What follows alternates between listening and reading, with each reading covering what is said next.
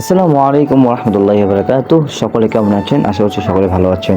আজকে আমরা মেট্রো রেলে করে চলে যাব উত্তরা দিয়াবাড়ি, কারণ আমরা আন্না দোয়া পরিবারে আজকে একটি কুরবানি গানের শুটিং হবে।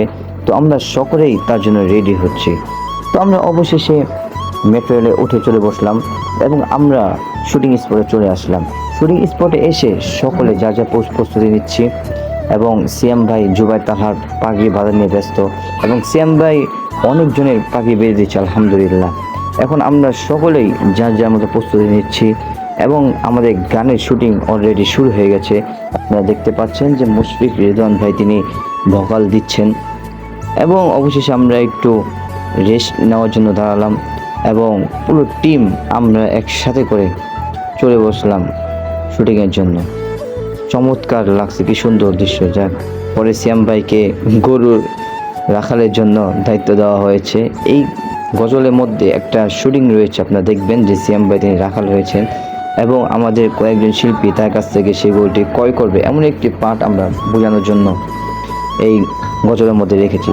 আপনারা যদি গজলটি দেখে থাকেন অবশ্যই আপনাদের কাছে খুব ভালো লাগবে। অবশেষে আমরা সকলে শ্যুট নেওয়ার জন্য প্রস্তুতি নিচ্ছিলাম।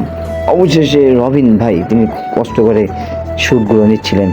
আলহামদুলিল্লাহ, শ্যুটগুলো যথেষ্ট পরিমাণে সুন্দর হচ্ছিল। মাশাল্লাহ, তারা গরুটিকে রাখালের কাছ থেকে ক্রয় করে নিয়ে চলে গেলেন। এখানে দুইজন আছে যারা দেখাচ্ছিলেন যে এই গরুটি আমাদের প্রয়োজন।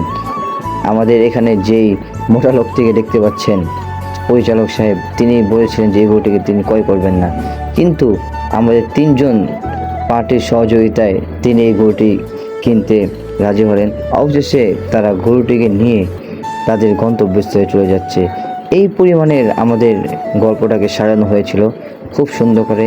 আপনারা অবশ্যই ইউটিউবে গিয়ে আমাদের এই কুরবানির সঙ্গীতটি দেখে আসবেন, আশা করি খুবই ভালো লাগবে। চমৎকার সুরে খুব সুন্দর একটি গজল হয়েছে এবং সামনে আপনারা কে কী কোন সঙ্গীত শুনতে চান অবশ্যই আমাদের কমেন্ট করে জানাবেন। আজকের মতো আমরা এখানেই বিদায় নিচ্ছি।